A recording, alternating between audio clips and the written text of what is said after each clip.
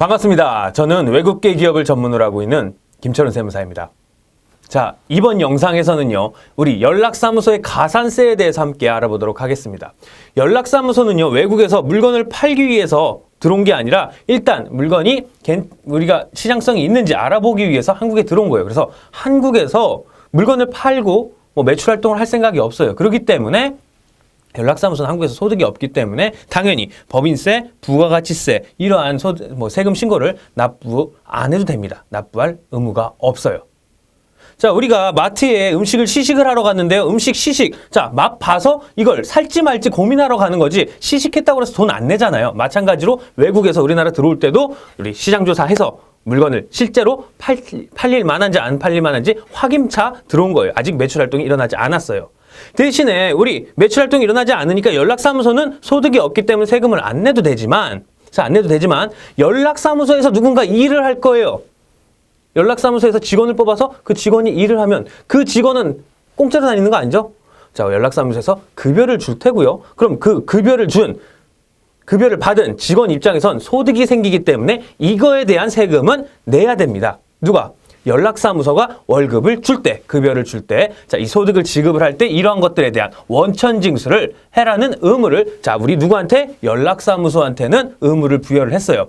자, 한번 볼게요. 소득의 지급에 대한 원천징수, 우리 급여나 아니면 이런 여러 가지 소득을 지급을 할 때 그거에 대해서 원천징수를 해. 그래야 너가 준 돈 받은 사람의 세금을 우리가 국세청에서 확인할 수 있지 않겠니?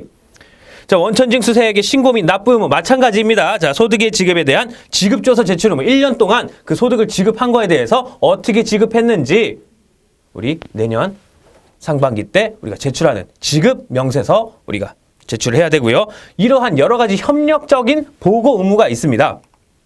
자, 협력적인 보고 의무 있는데 기본적으로 연락사무소는 세금을 내지 않아도 되는 곳이기 때문에 세금을 안 내도 되기 때문에 대신에 그 세금을 안 냈다고 해서 발생하는 가산세는 당연히 없겠죠. 세금 납부 의무가 없으니까 가산세도 발생하지 않습니다. 그러나 일반적인 경우는 안 발생하지만 너 시키는 거 납세 협력 의무, 너가 직원한테 급여 줬을 때, 너가 누군가에게 소득을 지급했을 때 그거에 대한 명세서는 제출을 해야 나라에서도 그 소득을 지급받은 사람 제대로 어떻게 해요? 세금을 매길 수 있지 않겠니? 이럴 경우에만 가산세가 발생을 합니다.